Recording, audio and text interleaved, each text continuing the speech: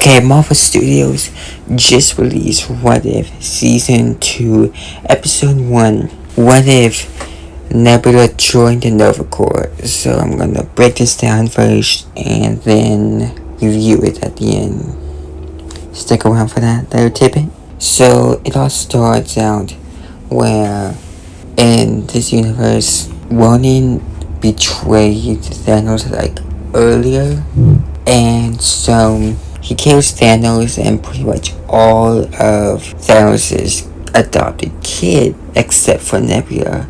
And Nebula is left to stay adrift. And then Nova Prime finds Nebula and is like, take the light, find the light.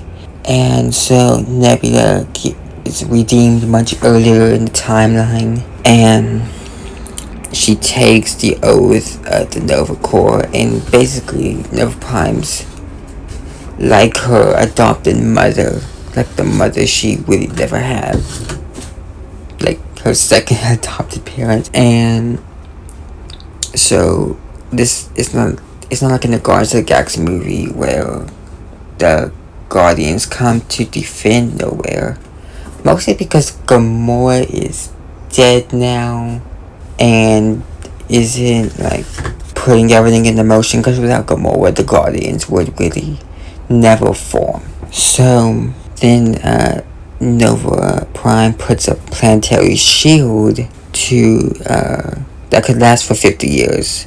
So then we have a time skip of 5 years. Pretty much everything has gone to hell. Everything's terrible, and Nebula discovers that Yondu has been shot dead. And you have this jerk cop who's from the first Guardians movie who sacrifices himself in that movie, and he thinks that Nebula, she's just a skunk, which he has his reasons.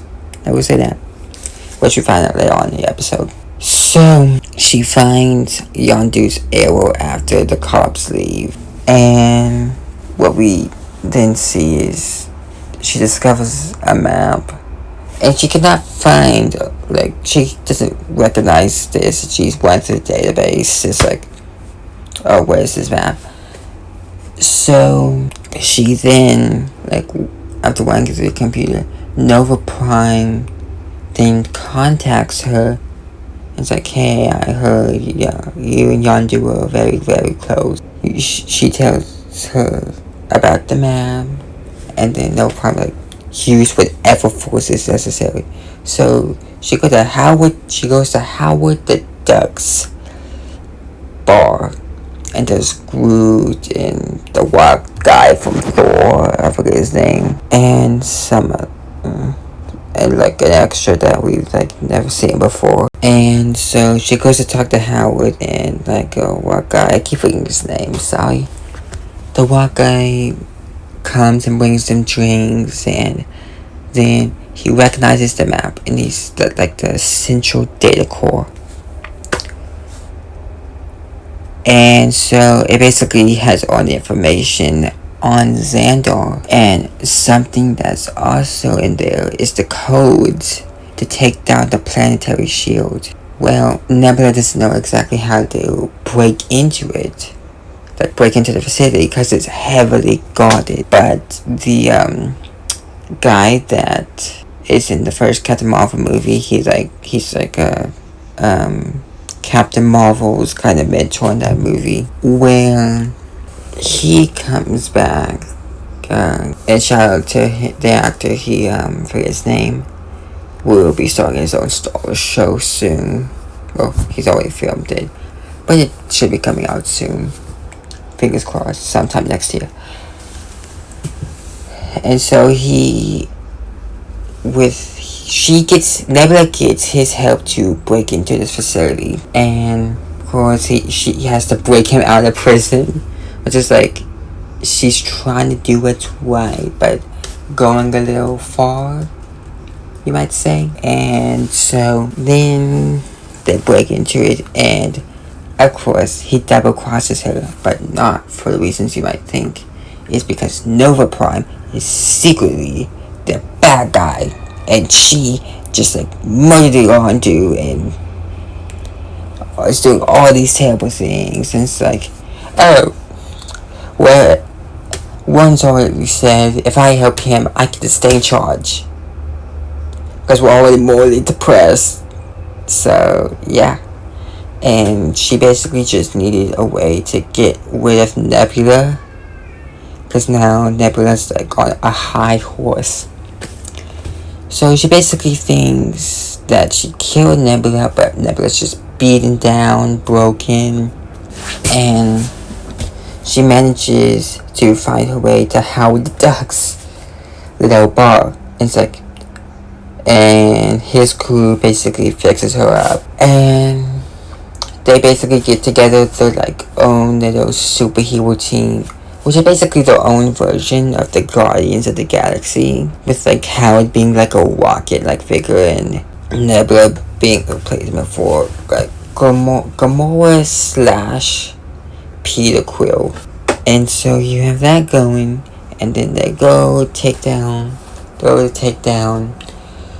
Nova Prime, and they originally were gonna just like keep the shield up, but by the time they get there, Nova Prime has already taken the shield down, and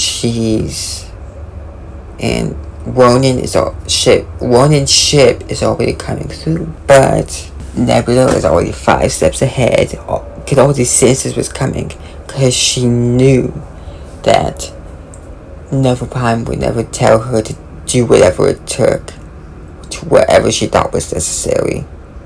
Like, because of course Thanos would. He always expected that. But not Nova Prime. She would never do that. And so she already planted in a little bit of code that basically just once one ship comes in, just brings the shield back up and destroys his ship. And so Nebula and Nova Prime go into this little bit of chase, and Nova Prime eventually gets herself killed. R.I.P. Nova Prime. And so yeah, this episode now, I will get into my review real shortly. But just have to say, Howard the Duck and Nebula's exchange, where Howard's like, no matter what you say, you're not gonna convince me. But as soon as, she's gonna take your license away, it's like, oh yes, gang, get together. We're getting those weapons and we're gonna pew them out. So, yeah, it's hilarious.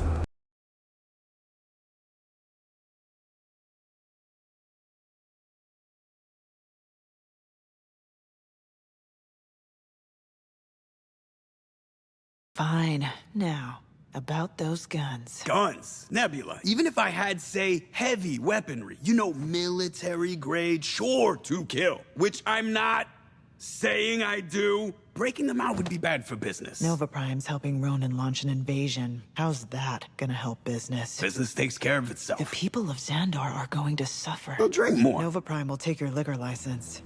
No! Rock, paper, scissors! Strap up! It's happy hour.